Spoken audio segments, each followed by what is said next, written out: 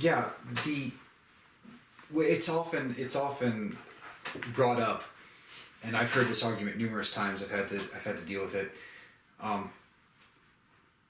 That what the argument really amounts to is what you can title primacy. Does the Scripture actually teach that God was triune? Does the Scripture teach that Jesus existed in two natures? Because if it does, then that's the premise you build on.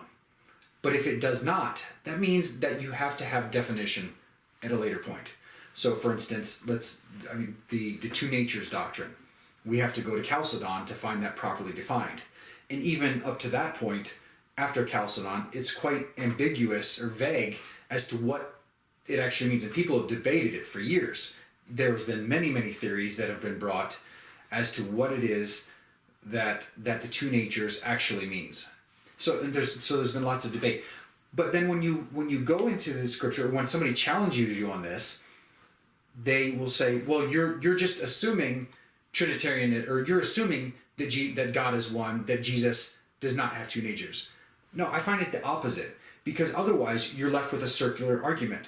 For instance, are we to suppose that Paul was a Trinitarian? Did Paul believe that his God was one? Well, some scholars say yes, and some say no. So there is a breach there. But if we read the Old Testament in its proper context, if we read it as it's written, if we read it as it was to them, and not assume it was to some later date for, let's say, the 3rd century AD, then we're to assume that the scriptures that they had, the prophets that they had, what God was speaking to them was readily understood by them. If not, then we're guilty of scriptural elitism, to where it was for somebody later and they just didn't understand it properly. And I don't believe that to be the case at all. What we have happening here is that we have later doctrine, whether it is admitted or not. We have much later doctrine from the 3rd, 4th, 5th centuries that is read back into the text.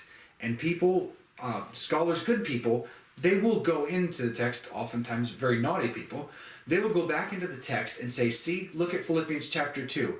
We have a 3-stage Christology here. It's so obvious that we have the incarnation and this descending down the social stratum. But yet, the argument is based off of the definition that was given us at Chalcedon. Because Philippians 2 doesn't say anything about the incarnation. The Philippians 2 doesn't say anything. So we have to suppose that what John 1 says has to do with some sort of pre-existent logos. Again, a presupposition. It doesn't say that. It's something we're bringing in. So we're going back to Chalcedon later on. And we're bringing that argument back. And then we're arguing a circular argument as if it always existed as a primacy.